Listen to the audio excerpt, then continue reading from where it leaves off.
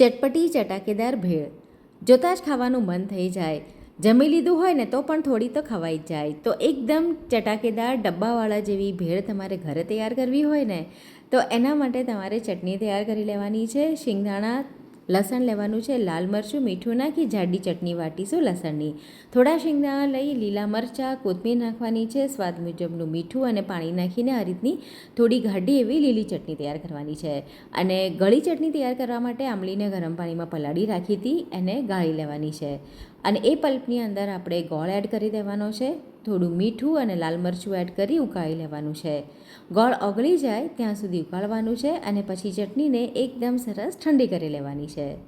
ભેળની અંદર મમરા ક્રિસ્પી હોવા જોઈએ તો જ મજા આવે. તો એના માટે થોડું વધારે તેલ મૂકી હળદર અને મીઠું નાખી મમરાને એકદમ ક્રિસ્પી થાય ત્યાં સુધી શેકી લેવાના છે. અને ભેળ માટે અત્યારે મેં બુંદી લીધી છે, સેવ છે, લીલા મરચાં છે, કોથમીર છે, બધી જ વસ્તુઓ લીધી છે. ડબ્બાની અંદર બધી જ વસ્તુઓ ભેગી કરવાની છે. અમે 3 પ્રકારની બુંદી લીધી છે, દાડમ છે, પૂરી લીધી છે, દ્રાક્ષ લીધી છે, કાચી કેરી છે અને બીટ પણ છે. ડુંગળી એડ કરી દેવાની છે અને સૌથી છેલ્લે આપણે બધી ચટણીઓ એડ કરી દેવાની. અને ત્યાર પછી આપણે આ રીતે ડબ્બામાં એને મિક્સ કરી લેવાનું છે. ચટણીઓ તમારી જાડી હશે ને તો એકદમ સરસ તમારી ભેળ તૈયાર થશે. ડિટેલ રેસીપી મારી ચેનલ કિચન ક્રાફ્ટમાં આપેલી છે.